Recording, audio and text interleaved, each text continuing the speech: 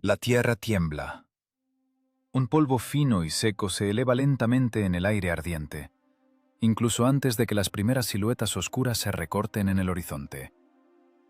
No es un cataclismo natural repentino. Es el paso implacable de la maquinaria bélica definitiva, que borra con sangre fría las fronteras de los estados y devora pueblos enteros en su avance mecánico y despiadado. Al final del verano del año 480 a.C., el denso polvo de la marcha interminable del colosal ejército persa ha cubierto por completo el cielo sobre una hélade fragmentada y temerosa. Cientos de miles de sandalias herradas trituran metódicamente los caminos pedregosos hasta convertirlos en arena fina. Un ejército incontable, como un océano oscuro que lo consume todo, avanza hacia el sur. No solo marchan hacia adelante, están rediseñando el paisaje mismo. Sus ingenieros militares, con arrogancia, abren anchos canales a través de penínsulas sólidas y levantan gigantescos puentes de pontones sobre estrechos turbulentos, encadenando literalmente los continentes. El imperio no tolera obstáculos. Y aquí, desde los primeros segundos, surge un enigma táctico que paraliza la mente. ¿Por qué esta horda despiadada y gigantesca, capaz de flanquear y aplastar cualquier resistencia en terreno abierto, se introduce deliberadamente en un desfiladero increíblemente estrecho y remoto? ¿Por qué despojarse voluntariamente de su principal y absoluta ventaja estratégica, la maniobrabilidad? Y una anomalía histórica aún más aterradora. ¿Por qué Esparta, la polis más paranoicamente militarizada de la antigüedad, envía al encuentro de esta gigantesca aplanadora de acero persa no a su glorioso e invencible ejército, sino apenas a una escolta microscópica y patética? Grecia está completamente paralizada por un miedo visceral y por riñas políticas mezquinas. El mundo helénico se ha detenido en una espera opresiva ante la catástrofe total que se avecina. Los burócratas discuten hasta quedar roncos en las plazas, intentando salvar sus fortunas. Los políticos se reparten con avidez las migajas de influencia que se les escapan, mientras el mundo real a su alrededor se derrumba aceleradamente. En Atenas, los oradores compiten en una elocuencia vacía, mientras que en el sur levantan cobardemente defensas mediocres, esperando refugiarse tras las espaldas ajenas. Los sacerdotes, con aire de suma importancia, leen las entrañas humeantes de los animales sacrificados, aferrándose a cualquier pretexto religioso, por absurdo que sea, para retrasar al máximo el choque inevitable. Mientras en Esparta los sacerdotes ganaban tiempo escudándose cínicamente en festividades sagradas, en el norte ya se gestaba una tormenta fatal. El rey Leónidas no se hace absolutamente ninguna ilusión. No es el anciano noble y cansado de los mitos hermosos que reparte sabios consejos filosóficos. Es un comandante pragmático, cínico hasta la médula y extremadamente duro. Conduce a su pequeño destacamento personal a un suicidio frío y perfectamente calculado, bajo el pretexto diplomático de un reconocimiento militar de rutina. Oficialmente, van solo a evaluar la situación en la frontera norte. De hecho, es un viaje sin retorno pagado a un precio muy alto. 300 espartanos. 300 hombres adultos que ya tienen hijos varones en casa, para que sus estirpes guerreras no se interrumpan por accidente. No son muchachos ingenuos en busca de gloria. Son la élite de sangre fría del mundo antiguo. ¿Qué sentirías tú, hombro con estos suicidas condenados, cuando la tierra misma vibra continuamente por los pasos sincronizados de cientos de miles de tus enemigos? ¿Podrías renunciar voluntariamente a tu única vida, a tu familia, por una ley estatal absolutamente abstracta, sabiendo de antemano que tu sacrificio personal en la escala de esta guerra global es matemáticamente insignificante? ¿Quién es el verdadero bárbaro aquí? ¿El rey persa cegado por la soberbia imperial, convencido de que cualquier idea puede comprarse con oro, o estos pocos y sombríos defensores que abandonaron con indiferencia a sus hijos por una lealtad ciega y fanática a reglas crueles? El aire olía a azufre y al cobre de la sangre. Nada de discursos patéticos o lacrimógenos ante la formación. Nada de temblores humillantes en las rodillas. Solo el golpe seco y absolutamente mecánico de las pesadas sandalias contra el suelo pedregoso. Golpe. Pausa. Golpe. Los espartanos avanzan. Su paso es perfectamente uniforme. Sus manos no tiemblan por el cansancio. Llevan consigo la idea misma de una lealtad absoluta e intransigente a la ley, que exige una abnegación total y aterradora. Tras varios días de una marcha agotadora e incesante, la tensión en las filas de sus acompañantes alcanza su punto crítico. La frágil ilusión de control se desmorona con un estruendo ante sus ojos. Los exploradores regresan al campamento con los rostros blancos por un terror primitivo.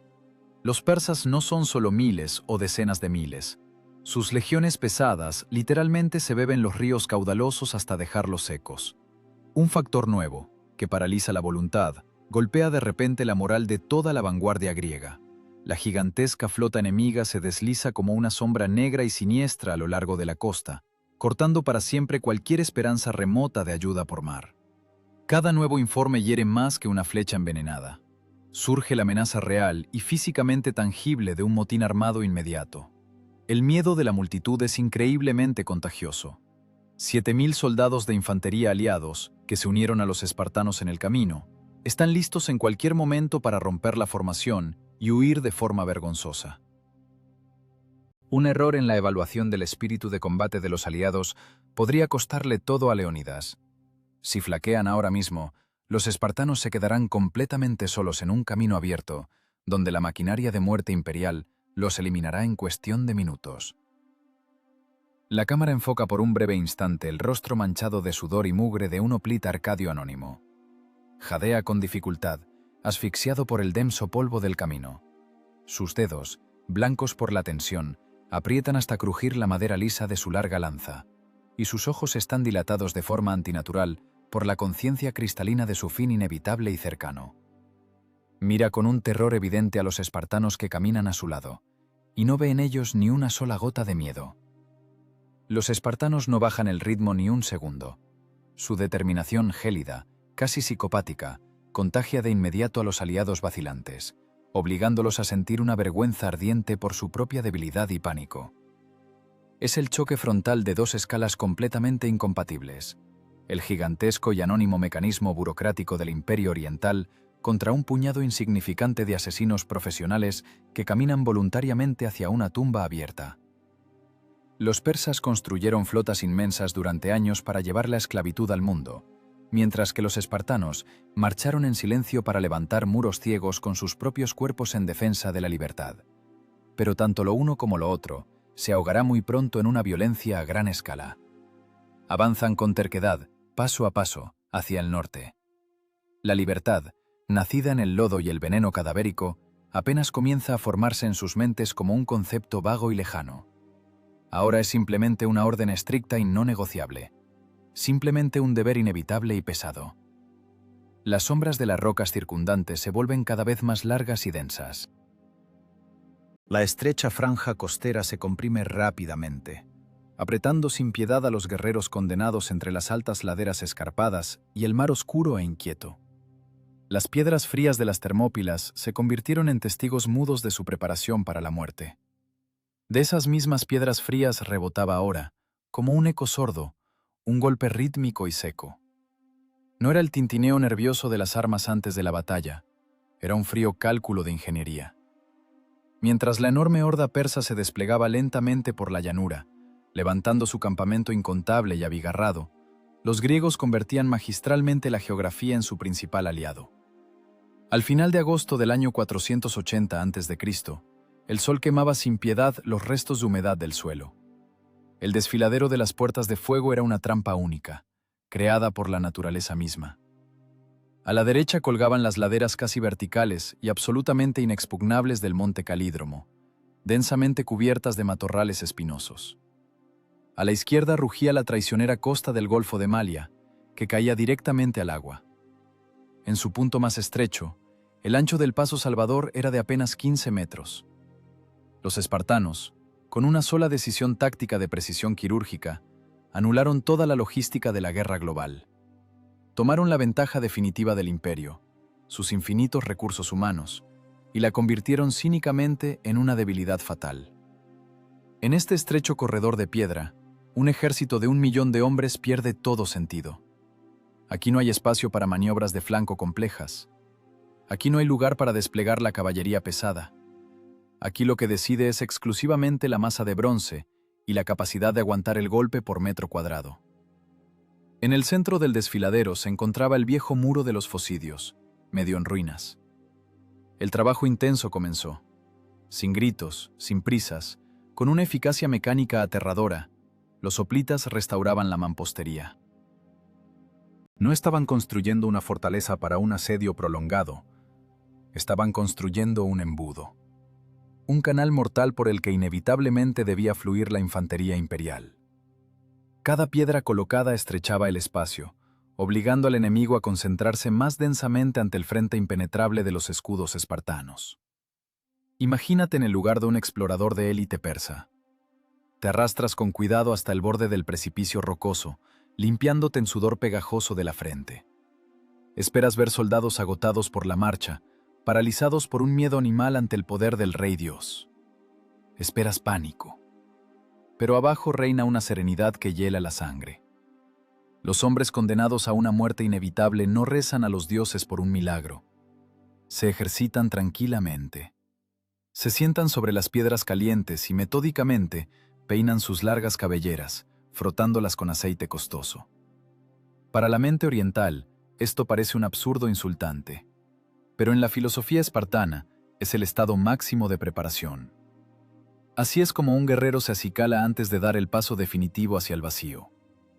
Ya han cruzado la línea invisible, se han enterrado en vida, dejando atrás todo lo mundano, y es precisamente eso lo que los hace psicológicamente invulnerables. ¿Cómo se puede intimidar a quienes ya han aceptado su muerte como un hecho consumado? Pero cualquier esquema táctico, incluso el más perfecto, siempre tiene un punto ciego. Los habitantes locales, tartamudeando de miedo, le señalaron a Leónidas una vulnerabilidad fatal del desfiladero: Anopea. Una ruta de montaña oculta que serpentea a través de densos bosques de robles, permitiendo flanquear las puertas de fuego por la retaguardia sin ser visto.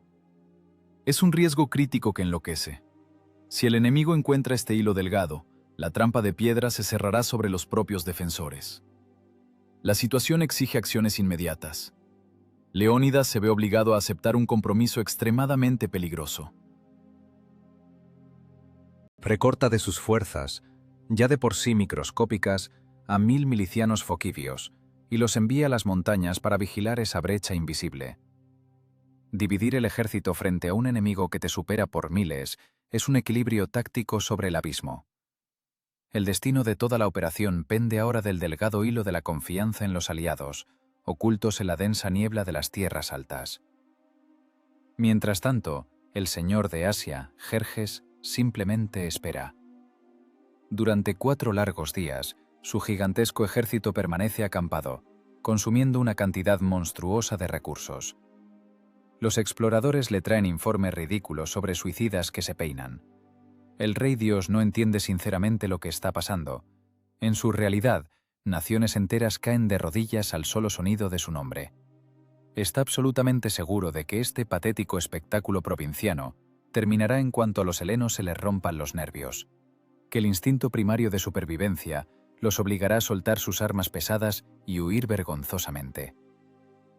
Pero los imperios siempre tropiezan, no con las altas montañas, sino con los hombres que ya no tienen nada que perder. El silencio en el desfiladero se volvía denso, casi tangible. Los espartanos terminaron sus sombríos rituales. Los pesados escudos redondos están pulidos hasta alcanzar un brillo cegador. Las largas lanzas alineadas. Cada combatiente ocupó su lugar, fundiéndose sin fisuras con su vecino en un organismo de bronce único y monolítico. La trampa estaba lista. El soberano persa esperaba su misión, pero solo recibió un silencio arrogante. Entonces la diplomacia llegó a su fin, dando paso a la lógica fría y matemática de la aniquilación total. Esta lógica de aniquilación comienza con un breve diálogo. El señor de Asia envía a un último negociador. El ultimátum suena sumamente simple: entreguen sus armas y se les perdonará la vida. La respuesta del rey Leónidas se graba en la historia como el filo de una navaja sobre los nervios expuestos. Las palabras de Leónidas fueron: ven y tómalas. No es una insolencia adolescente en busca de una frase bonita, es el inicio consciente y frío de una maquinaria de muerte implacable. El callejón sin salida diplomático se ha roto definitivamente. El eco de esta breve orden aún no se disuelve en el aire de la mañana, cuando la tierra comienza a temblar de nuevo. Jerjes pierde la paciencia, suelta las cadenas de su primera oleada de asalto, los medos. Conquistadores del este, feroces y curtidos en guerras interminables. Se lanzan hacia adelante con un rugido ensordecedor y furioso. Están sinceramente convencidos de su victoria rápida y fácil. El imperio está acostumbrado a quebrar la voluntad del enemigo solo con su imponente presencia física. Pero aquí les espera un choque físico paralizante. ¿Qué sentirías tú, estando en las primeras filas de la falange, cuando una pared de carne cegada por una furia primitiva se lanza contra ti a toda velocidad? Los espartanos no sintieron nada. Su formación se cerró con un estruendo metálico pesado y sordo. Una línea continua de escudos de bronce redondos bloqueó a muerte el estrecho espacio desde la roca escarpada hasta el precipicio marino. Tras el borde del bronce pulido, se erizó instantáneamente un denso bosque de lanzas largas y mortales. El choque, el impacto de la primera oleada de atacantes contra la línea defensiva griega, fue como el naufragio de un barco enorme contra un arrecife rocoso inexpugnable. El chirrido ensordecedor del metal aplastado ahogó al instante los gritos de miles de gargantas. El impacto del primer contacto físico paralizó por completo a los atacantes. Los medos se dieron cuenta de repente de su absoluta vulnerabilidad. Estaban armados solo con lanzas cortas y ligeros escudos de mimbre. Su equipo de protección no servía de nada aquí. Su colosal superioridad numérica se evaporó instantáneamente en la estrechez del paso. Imagínate en el lugar de un infante persa en este infierno. Por detrás te empuja implacablemente la masa ciega e incontrolable de tus propios compañeros. No puedes dar un paso atrás. No puedes esquivar hacia los lados. Frente a ti hay un muro de bronce sin rostro, absolutamente indiferente. De ese muro, con precisión quirúrgica, monótona e inevitable, salen disparadas pesadas hojas metálicas. La trampa se cerró con fuerza. Los espartanos no luchaban en un estado de arrebato nervioso. Simplemente realizaban un duro trabajo físico. Era una eliminación rutinaria y metódica de la fuerza viva del enemigo. Estocada firme, retorno corto, paso sincronizado hacia adelante. La disciplina trituraba la masa de forma desapasionada. La maquinaria de muerte empezó a funcionar a su máxima capacidad. El bronce frío asestaba cientos de golpes fatales por minuto. Ninguna posibilidad de una salvación milagrosa. El aire en el desfiladero se espesaba rápidamente por el polvo levantado y el pesado olor a cobre. En este extraño conflicto asimétrico se reveló una verdad terrible de la guerra antigua. Una masa enorme no tiene absolutamente ninguna importancia si no es capaz de aplicar su fuerza en un solo punto. Los capataces persas arreaban despiadadamente a los hombres hacia adelante bajo los crueles golpes de largos látigos. Las filas traseras del ejército empujaban inevitablemente a las delanteras, directamente hacia las puntas espartanas desplegadas. El precio que los soldados rasos pagaban por las ambiciones desmedidas de su rey crecía con cada segundo. El desfiladero se llenaba rápidamente de caídos. El paisaje se transformaba ante sus ojos en una barrera intransitable y macabra para los propios atacantes. Aquí no hay lugar para la noble caballería. Es una violencia mecánica e industrial. La máquina espartana funcionaba a la perfección, consumiendo la energía de sus soldados con la máxima economía. Los griegos no mataban por odio personal, mataban por una dura necesidad táctica. Cada estocada de la lanza afilada estaba calculada al centímetro. Cada movimiento sincronizado del pesado escudo repelía los ataques impotentes y caóticos del enemigo con una calma aterradora y sobrehumana. Jerjes observaba este horror que se desarrollaba desde su alto trono. Su habitual confianza en sí mismo sufrió una profunda grieta. La soberbia imperial era reemplazada lentamente por una incomprensión gélida de lo que ocurría. ¿Cómo puede un imperio que ha conquistado la mitad del mundo conocido estrellarse de forma tan impotente contra unos pocos cientos de tercos? El héroe para unos es siempre el carnicero para otros. La élite del Este no moría en un duelo justo entre rivales iguales. Estaba siendo aniquilada masivamente en una picadora de carne táctica bien diseñada. Los espartanos le dieron al soberano de medio mundo una lección de geometría increíblemente cruel. Un estrecho corredor de piedra más una lanza larga y pesada siempre equivale a pérdidas infinitas para el bando atacante. El primer día de esta carnicería continua se acercaba inevitablemente a su final. Oleadas interminables de asaltantes orientales chocaban contra la falange una tras otra. Cada nueva oleada se hacía añicos con el mismo resultado fatal. La tensión aumentaba sin cesar. El cansancio físico se acumulaba pesadamente en los músculos de los defensores, pero su formación permanecía absolutamente monolítica.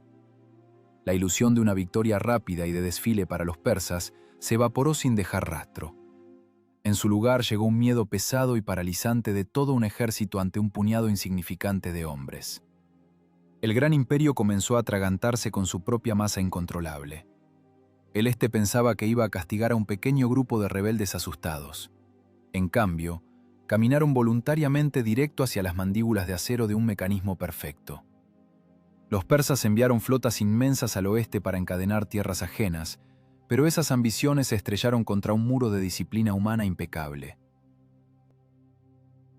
Ambos bandos quedaron estrechamente ligados en un espacio reducido, y este callejón sin salida táctico obligó a los defensores a correr un riesgo increíble, creando la ilusión absoluta de su propia debilidad. Esta ilusión absoluta de debilidad se convirtió en el engaño táctico más elegante y al mismo tiempo más cruel del primer día de carnicería continua. El sol caía lenta y pesadamente tras las cumbres oscurecidas de las montañas, tiñendo las aguas del Golfo de Malia de un denso color carmesí. Al final de la primera jornada de batalla, el paisaje había cambiado hasta volverse irreconocible. Montañas de armas rotas y soldados caídos ya dificultaban físicamente el movimiento de ambos bandos. Los oficiales persas perdían la voz y caían en una desesperación sorda y paralizante. Sus oleadas interminables y ciegas de atacantes simplemente se disolvían en la trituradora invisible. Y entonces, los espartanos hacen algo completamente impensable. Rompen conscientemente su formación perfecta e impenetrable.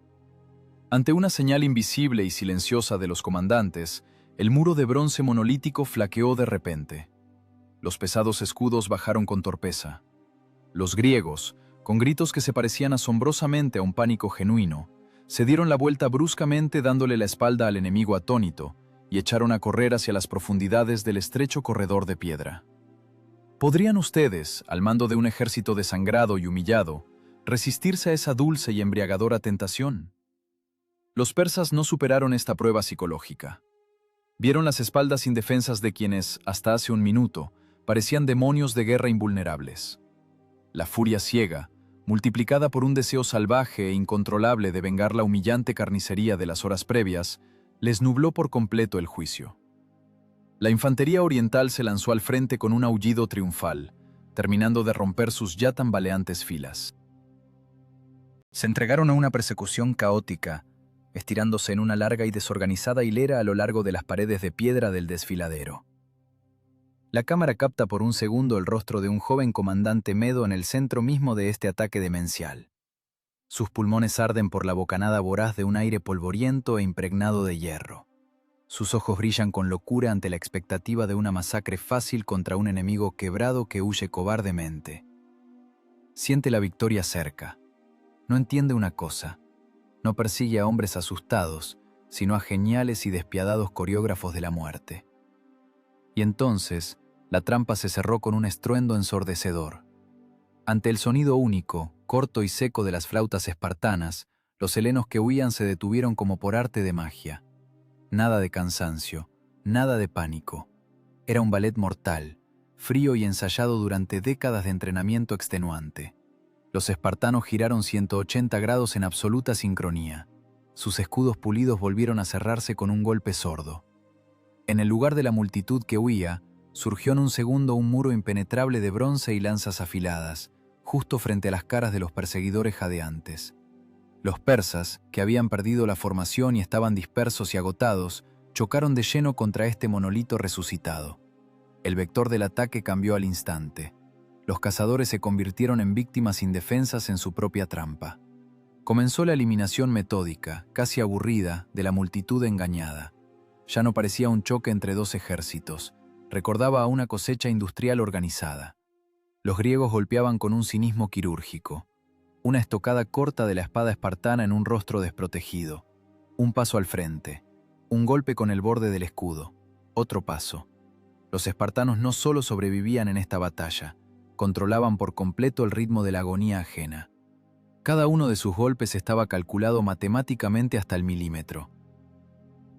Los persas intentaban retroceder horrorizados, pero las filas traseras de su propio ejército, cegadas por la falsa ilusión de victoria, seguían presionando con furia hacia adelante. Empujaban a sus propios hermanos de armas directamente contra las puntas espartanas. La trampa se volvió hermética. El horror de este esquema táctico residía en su inevitabilidad y su frío cálculo. El choque entre la furia ciega de un imperio enorme y el control gélido y psicopático de un pequeño destacamento produjo un resultado monstruoso. Los atacantes se asfixiaban en un amontonamiento mortal, pisando a sus propios muertos, mientras los defensores respiraban de forma rítmica y tranquila, ahorrando cada gota de energía. Nada de rabia, solo el frío profesionalismo de los verdugos. ¿Acaso la defensa de la patria justifica una crueldad tan calculada, casi mecánica? ¿Quién es más monstruo aquí? ¿El rey que arrea a sus esclavos al matadero, o los guerreros que convirtieron el asesinato en una ciencia inexacta? Para cuando la noche cerrada cayó sobre el desfiladero, las bajas de las fuerzas imperiales se contaban por miles. El gran plan de conquista relámpago del mundo tropezó con la bota polvorienta de un infante espartano. Un ejército de esclavos sumisos siempre perderá contra un ejército de radicales libres, si esos radicales pelean como mecanismos perfectamente ajustados. Jerjes miraba desde su alto trono con un horror gélido, cómo los restos miserables de su infantería regular se retiraban en pánico al campamento. Las tropas comunes del Oriente resultaron ser completamente inútiles para abrir ese blindaje griego. Su moral fue aniquilada en un solo día, pero al enfurecido soberano de medio mundo le quedaba una última carta bajo la manga. El orgullo del imperio exigía una venganza inmediata y ejemplar. En el profundo silencio de la noche, Jerjes prepara la entrada en escena de sus depredadores alfa. El amanecer del segundo día no trajo la luz de la esperanza. El aire en la ratonera de piedra de las Termópilas se volvió denso, pesado, impregnado de polvo acre y del olor dulzón y nauseabundo de la carne desechada el día anterior.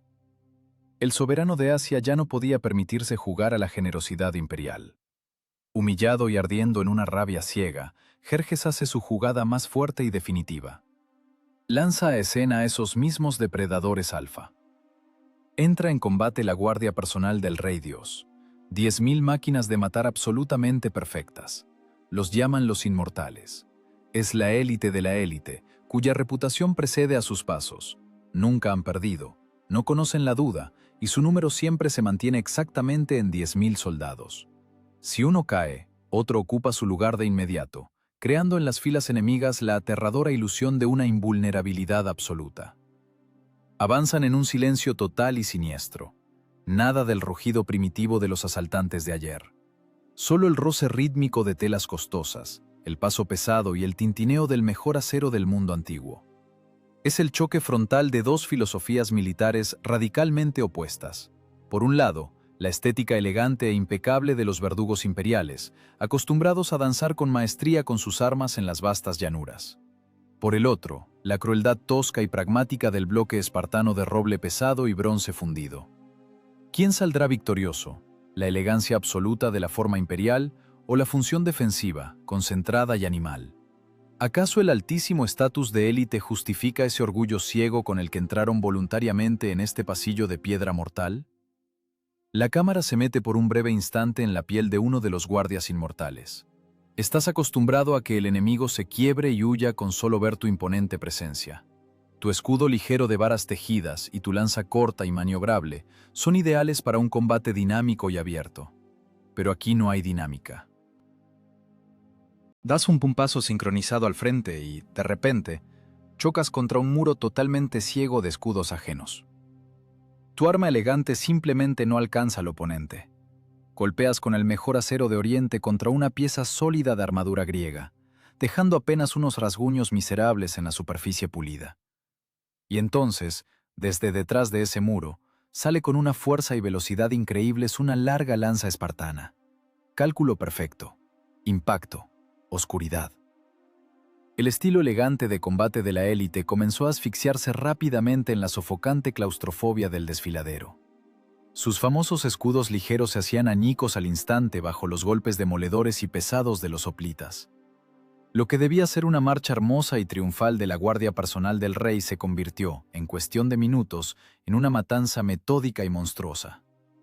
Las máquinas de matar orientales, perfectas hasta entonces, se dieron cuenta de repente, con un horror gélido, de que se habían topado con ingenieros de la muerte insuperables. Los espartanos los superaban en todo. Su colosal ventaja en equipo pesado se multiplicaba por una resistencia sobrehumana, casi mecánica.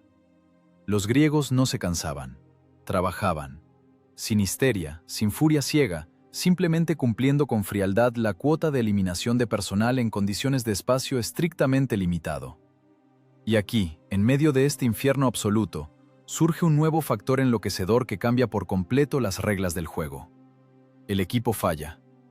Las lanzas espartanas de fresno resistente comienzan a romperse en masa tras los continuos y fuertes golpes contra las armaduras de los guardias.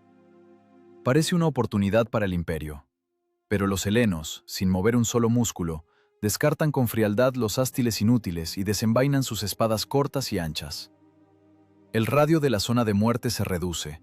La densidad del contacto aumenta hasta el límite absoluto. La presión de las filas traseras de los inmortales se convierte en su principal y fatal maldición. La élite del ejército persa es literalmente prensada contra las hojas espartanas por sus propios compañeros, sin darles ni una sola oportunidad de maniobrar o retirarse. Esto ya no es una batalla, es una prensa industrial despiadada.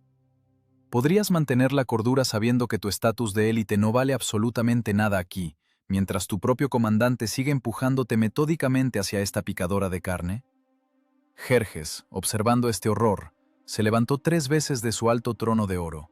Su ira habitual fue reemplazada por un horror impotente y frío. Los mejores hijos de su colosal imperio, aquellos que durante largos años le trajeron las cabezas cortadas de reyes, ahora abonaban en masa el suelo pedregoso de un país extraño y hostil. El imperio presenciaba en vivo su propia paliza humillante y pública. Cada hoja rota de un inmortal era un golpe pesado a la reputación impecable del dios invencible en la tierra.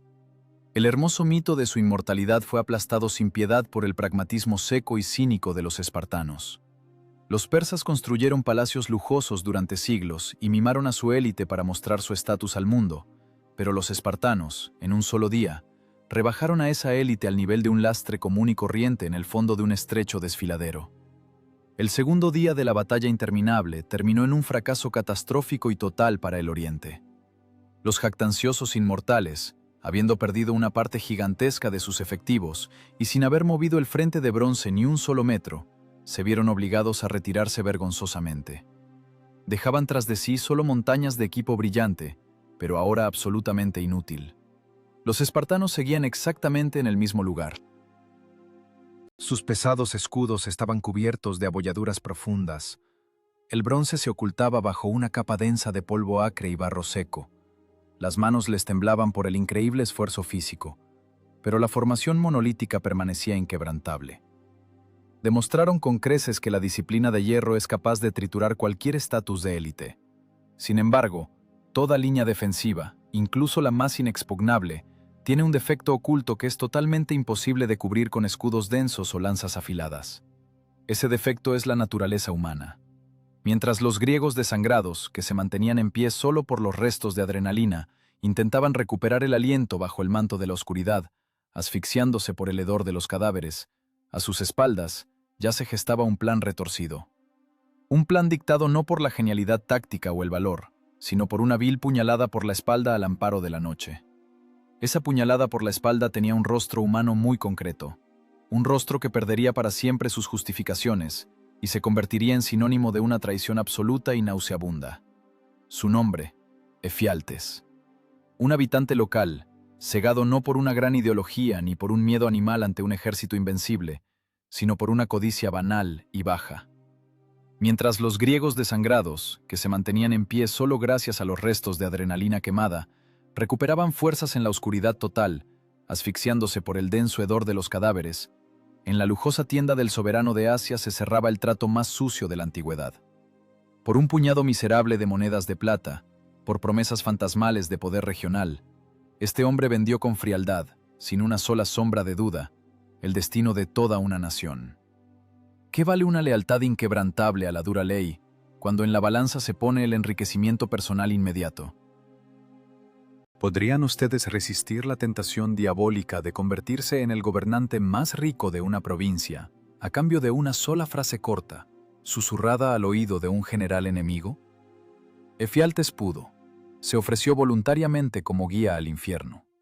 El heroísmo en el frente siempre está indefenso ante las ratas en la retaguardia profunda. Los espartanos levantaban un muro indestructible con sus propias vidas para bloquear el paso a la muerte. Pero el traidor simplemente le abrió al enemigo una puerta trasera. El comandante de la guardia de élite, Hidarnes, no perdió ni un solo segundo valioso. Bajo el manto de una oscuridad nocturna siniestra, mientras la pálida luna se escondía cobardemente tras nubes pesadas, la columna de verdugos persas avanzó silenciosamente hacia las montañas. La ruta secreta de montaña, Anopea, serpenteaba a través de densos y húmedos bosques de robles. No era la marcha orgullosa de conquistadores invencibles, era la muerte misma arrastrándose. La dinámica del combate feroz cambió bruscamente por el silencio aterrador de una marcha nocturna encubierta. Nada de tintineos delatores de metal. Todos los elementos del equipo estaban envueltos en tela oscura. Las órdenes cortas se daban exclusivamente en susurros ininteligibles. Solo se oía el crujido rítmico y acompasado de miles de hojas secas de roble bajo las suaves botas de cuero de los asesinos. La cámara se mete por un segundo en la piel de uno de los milicianos foceos, apostados por el rey Leónidas para vigilar esta ruta secreta de altura. Está sentado junto a una hoguera que se apaga en la cima de la montaña azotada por el viento. Tiemblas por el frío penetrante de la noche. Abajo, en el desfiladero, la muerte duerme desde hace 2 días. Estás absolutamente seguro de que te encuentras en total seguridad en esta altura olvidada por los dioses. Tu única tarea es simplemente observar. De repente, un crujido extraño y antinatural corta el silencio denso y opresivo. Crece. Llena inevitablemente todo el espacio a tu alrededor.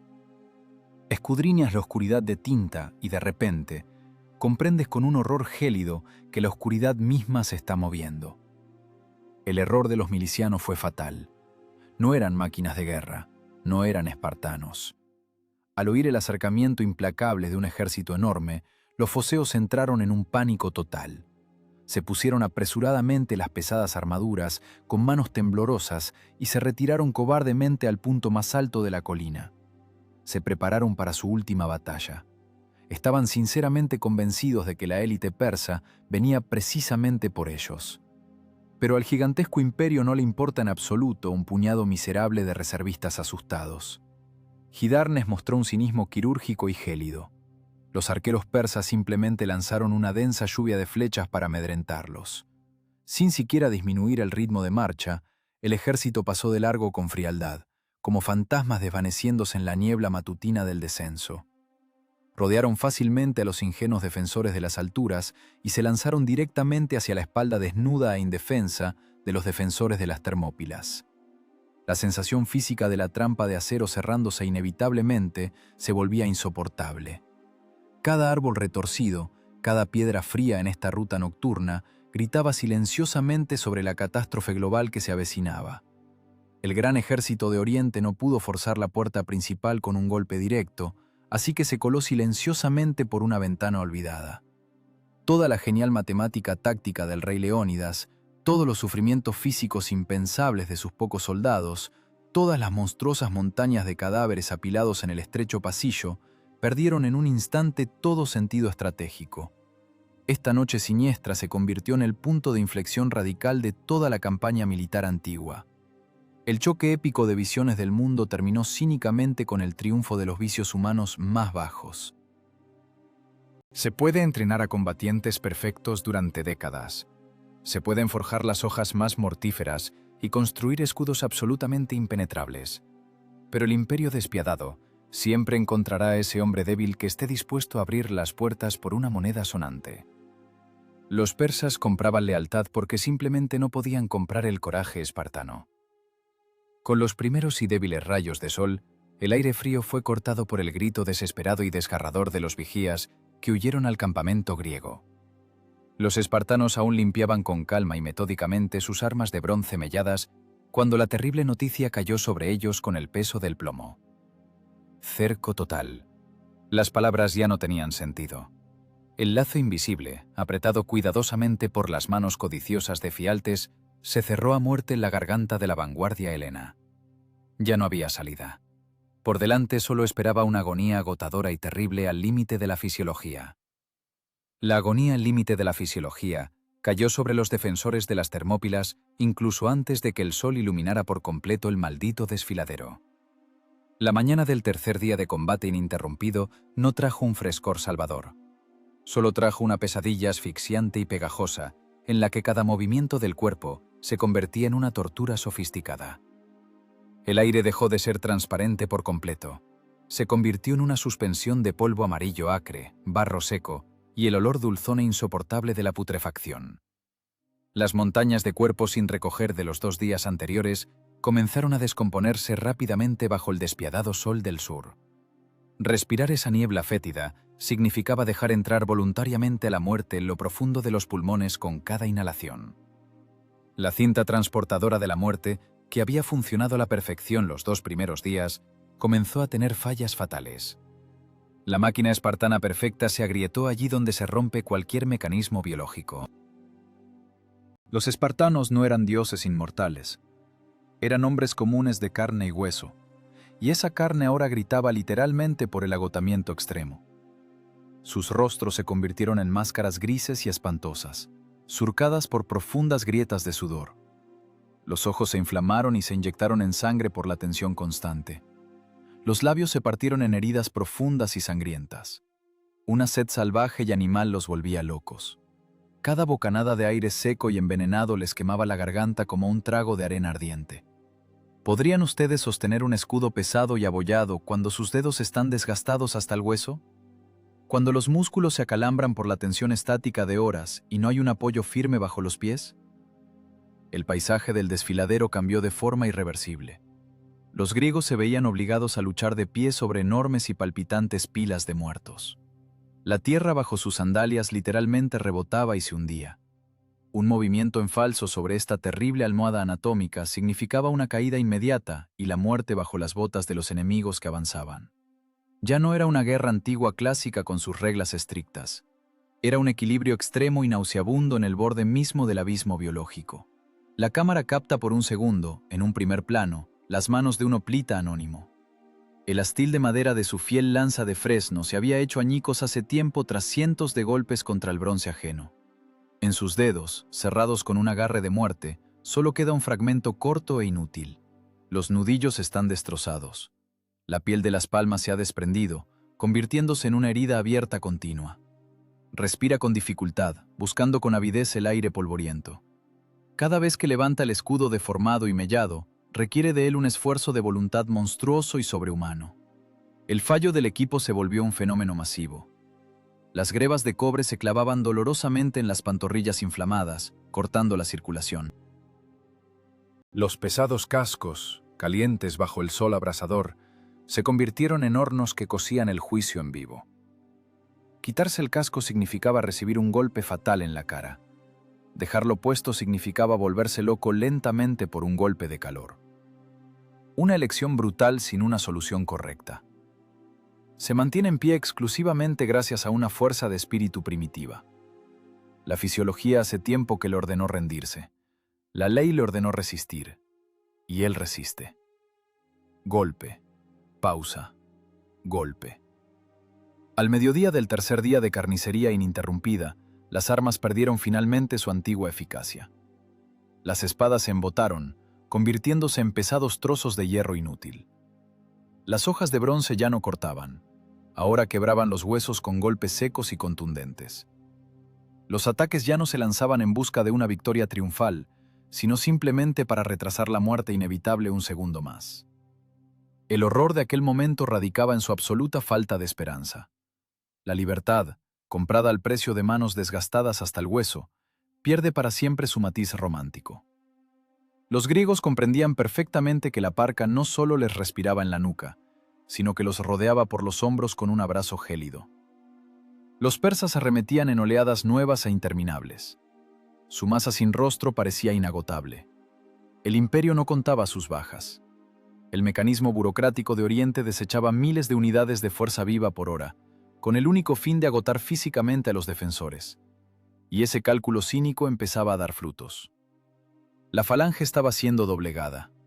La línea de escudos, antes perfectamente recta, comenzó a deformarse bajo una presión monstruosa. Contener aquella aplanadora de acero se volvía una tarea imposible. Los espartanos retrocedían paso a paso, dejando sobre las piedras sus últimas gotas de energía. El infierno de un combate constante, más allá de los límites del cuerpo, transformaba a los más grandes guerreros de la antigüedad en espectros exhaustos. Pero incluso en ese estado, seguían trabajando, mecánicamente, sin emociones, basándose únicamente en los instintos grabados en su subconsciente por una instrucción militar implacable. ¿Quién demostraba mayor crueldad? ¿El soberano oriental que enviaba fríamente a hombres a una muerte segura para satisfacer un ego desmedido, o el comandante espartano que exigía lo imposible a sus soldados, obligándolos a matar incluso cuando sus cuerpos estaban prácticamente muertos? La muerte no conoce el cansancio, pero los condenados la obligaron a ahogarse en su propia rutina. El agotador enfrentamiento alcanzó su punto crítico. Cada segundo de combate consumía las últimas reservas de voluntad. Y fue precisamente en ese instante, cuando las fuerzas físicas se agotaron por completo y la mente extenuada se balanceaba en el fino borde de una locura salvadora, que las noticias definitivas llegaron al rey. El lazo invisible de la traición, apretado la noche anterior, se cerró mortalmente sobre sus gargantas. Los peores temores se confirmaron. El desfiladero había perdido su valor estratégico. El círculo del cerco total se cerró, y los cielos se desplomaron sobre los hombros agotados de los defensores, obligando a Leónidas a tomar la decisión más difícil y fatal de su vida. La noticia del cerco definitivo e irrevocable no cayó sobre el campamento heleno como un trueno ensordecedor, sino con un silencio gélido y asfixiante. Los exploradores, jadeando por la carrera y el pánico primitivo, trajeron la nueva que anulaba instantáneamente toda la sangre derramada en los últimos 2 días. El desfiladero de las Puertas de Fuego acababa de perder absolutamente todo sentido estratégico. La geografía, que había sido su aliada fiel y su escudo de piedra impenetrable, se convirtió, por obra de un traidor, en una tumba hermética y sorda. La matemática perfecta del combate defensivo fue triturada sin piedad. La aplanadora de acero del Imperio Oriental avanzaba ahora inexorablemente desde ambos flancos. El enemigo estaba justo a sus espaldas. Era un jaque mate puro y sin apelación. En este momento crítico, cuando el pánico animal amenazaba con despedazar los restos del ejército unido desde adentro, el rey Leónidas tomó la decisión más dura de su vida. Lo hizo con una frialdad asombrosa, sin la menor sombra de duda, sin temblor en la voz y sin gestos grandilocuentes o teatrales. Dio la orden tajante de retirar a todos los contingentes aliados. ¿Para qué quemar inútilmente un recurso humano tan valioso cuando el final ya estaba decidido con precisión matemática? No fue, en absoluto, un acto de humanismo o de un hermoso sacrificio sentimental. Fue el cálculo gélido y extremadamente cínico de un mando militar profesional. La Hélade fragmentada necesitaría urgentemente a esos hombres vivos y armados para las grandes guerras por venir. Los muertos no podrían defender el istmo de Corinto. Los muertos no construirían nuevos barcos de guerra. Leónidas les ordenó secamente que se retiraran, salvando sus vidas para un uso futuro y puramente pragmático. Pero los espartanos permanecieron en sus posiciones ensangrentadas. 300 infantes pesados. Y junto a ellos, voluntariamente y contra toda lógica de supervivencia, se quedó un puñado de héroes de otras ciudades. 700 tespios y 400 tebanos, cuyos nombres se disolverían casi para siempre en el brillo cegador del mito espartano. Se quedaron en este caldero hirviente y fétido por voluntad propia, aceptando con una calma gélida su muerte próxima y absolutamente garantizada. ¿Qué obliga a un hombre adulto y sensato a quedarse voluntariamente en el epicentro de una aniquilación total cuando la puerta de escape está abierta de par en par? Para un oficial espartano, la respuesta suena aterradoramente simple. casi como un mandato biológico incuestionable. La ley. La ley suprema y su sociedad rígidamente militarizada no contempla la opción de retirarse del campo de batalla. Jamás. Bajo ninguna circunstancia imaginable. No es la histeria de mártires fanáticos que ansían una gloria póstuma barata en cantos de banquete. Es el cumplimiento rutinario, llevado al automatismo absoluto de su deber. Fueron concebidos, nacidos y criados exclusivamente como herramientas ideales e infalibles del Estado. Y es precisamente ahora cuando ese Estado exige con autoridad que su mejor herramienta se rompa, infligiendo al enemigo el mayor daño posible antes del final. ¿Podrían ustedes mirar tranquilamente a los ojos a sus hermanos de armas, sabiendo con certeza que en pocas horas todos se convertirán inevitablemente en trozos de carne mutilados, y no desviar la mirada ni una sola vez? ¿Justifica el patriotismo un suicidio masivo tan fríamente planeado? ¿Quiénes son estos hombres que permanecen ahora entre cadáveres en descomposición? ¿Los más grandes héroes de la civilización occidental o simplemente víctimas de una estructura totalitaria y cruel que los privó para siempre de su libertad de elección personal? La atmósfera en el campamento de los condenados se volvió insoportablemente densa, casi tangible. No hubo despedidas lacrimógenas ni cartas a casa. Los aliados, ocultando sus ojos por una vergüenza ardiente y al mismo tiempo por un alivio inexpresable, abandonaron el estrecho desfiladero, disolviéndose en la pálida bruma matinal. Y los pocos que se quedaron se sumergieron en una calma estoica que erizaba la piel. Era una hermandad absoluta, químicamente pura, de hombres que se habían borrado para siempre de las listas de los vivos. El aire vibraba literalmente por la colosal tensión interna. En silencio, revisaron metódicamente los restos de sus armas melladas. Con movimientos habituales, ajustaron las armaduras profundamente tajadas y deformadas sobre sus cuerpos cubiertos de heridas. El silencio pesado y vibrante antes del salto final al abismo presionaba los tímpanos inflamados con mucha más fuerza que el estruendo ensordecedor del ejército de 100.000 hombres de Jerjes. Los espartanos ya no estaban atados por la necesidad de conservar su energía. Ya no necesitaban mantener una defensa cerrada y sorda, calculando matemáticamente cada estocada. La estrategia de supervivencia había sido cancelada por innecesaria. La táctica de posiciones estaba definitivamente muerta. Los comandantes persas, anticipando una limpieza fácil y sin sangre de los restos de la resistencia helena, dieron con suficiencia la orden de comenzar el asalto final. Esperaban condescendientemente rematar rápido a hombres agotados, quebrados por el miedo primitivo, que se escondían tras los restos de sus escudos de bronce. Pero lo que le esperaba a la infantería oriental, en el estrecho paso de piedra, reescribiría para siempre la idea del gran imperio sobre los límites de la furia humana. La formación perfecta y geométricamente precisa de la falange invicta se deshizo. El silencio vibrante de los condenados estalló en 1000 pedazos con un estruendo ensordecedor cuando los sentenciados dieron su último y fatal paso hacia el enemigo que avanzaba. Ese paso fatal hacia el enemigo no solo rompió la línea de escudos, rompió para siempre la columna vertebral de la táctica militar antigua. Fue el apogeo de una locura absoluta e incontrolable. Abandonando su formación defensiva estricta y calculada, los espartanos y sus pocos aliados irrumpieron en el espacio abierto.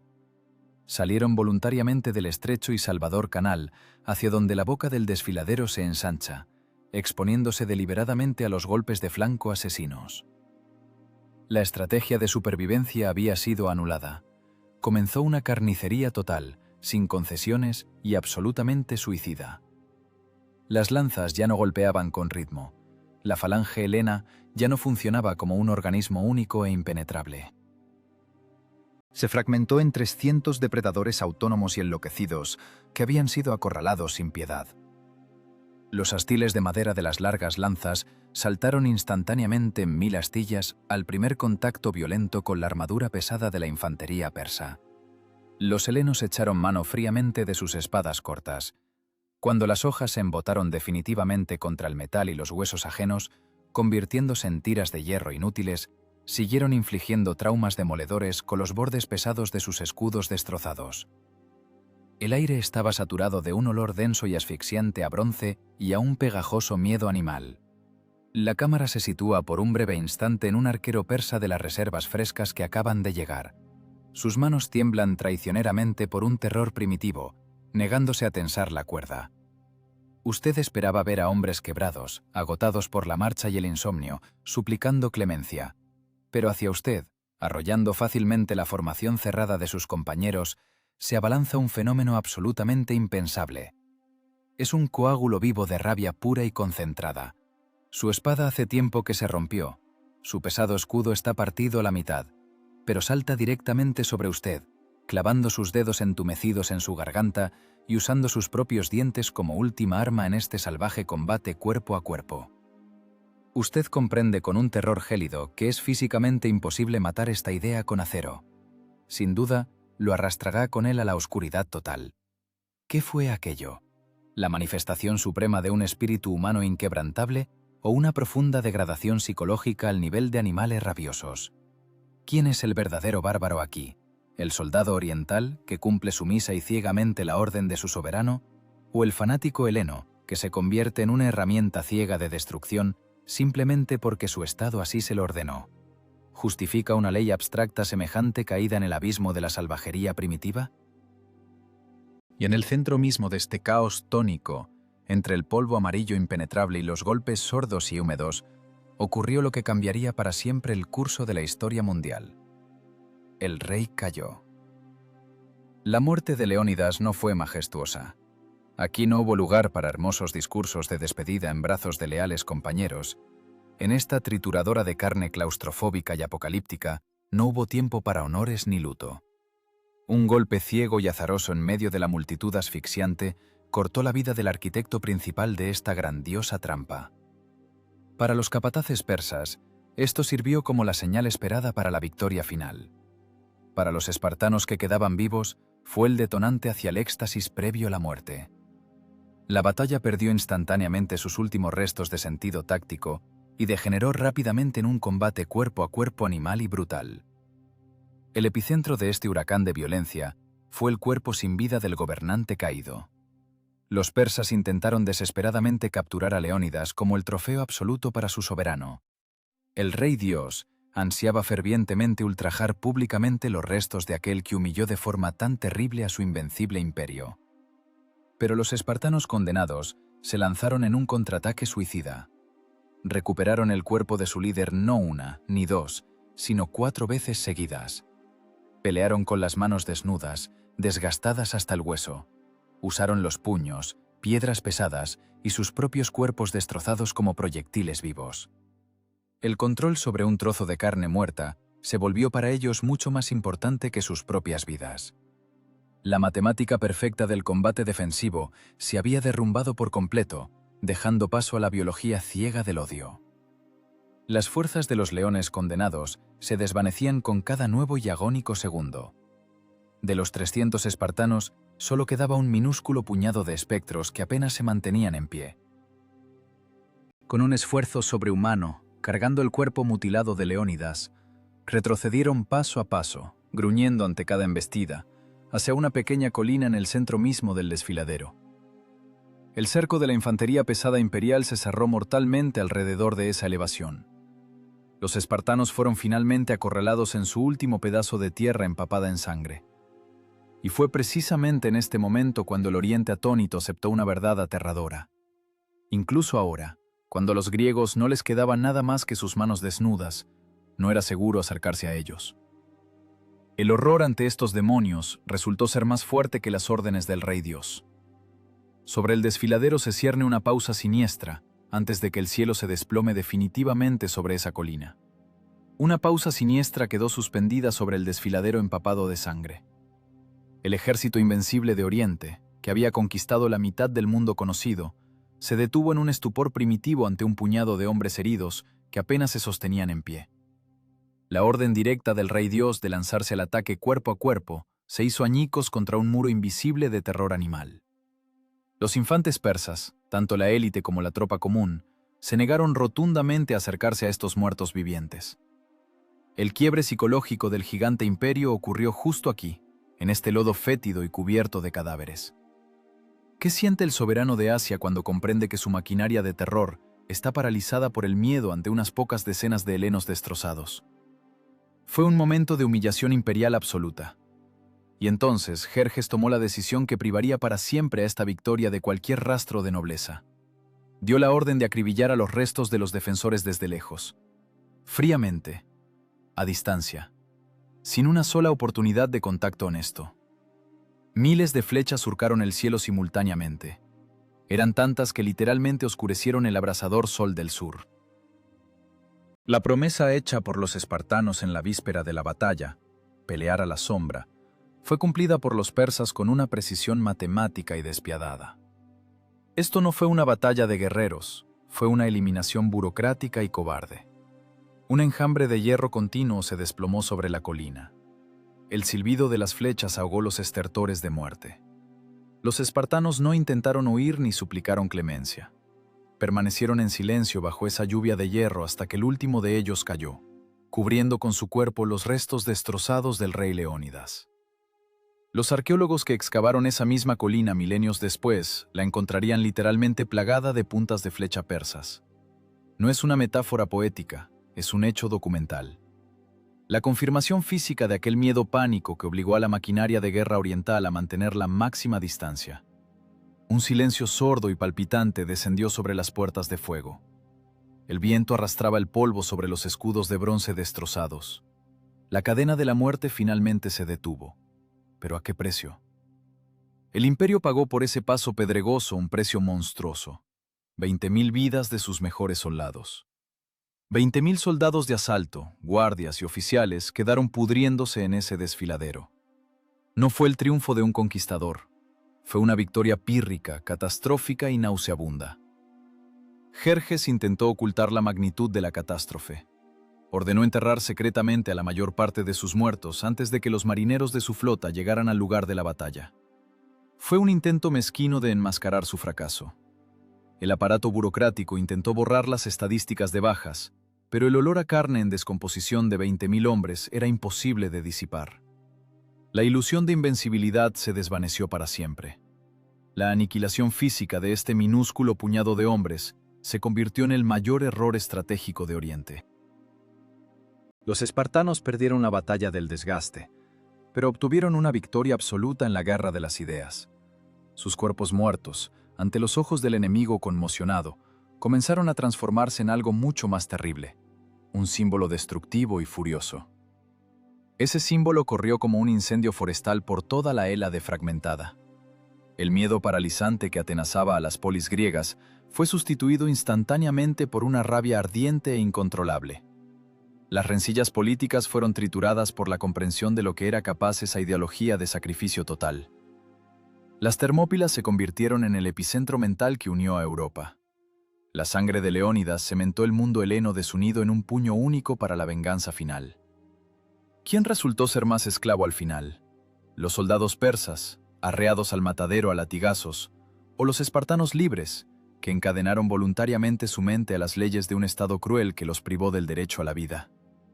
¿Justifica el patriotismo un suicidio tan matemáticamente calculado, incluso si salva a todo un continente? El imperio construyó durante siglos flotas y puentes gigantescos para llevar la esclavitud a cada hogar, mientras que los espartanos simplemente levantaron un muro con sus propios cuerpos para retener la libertad.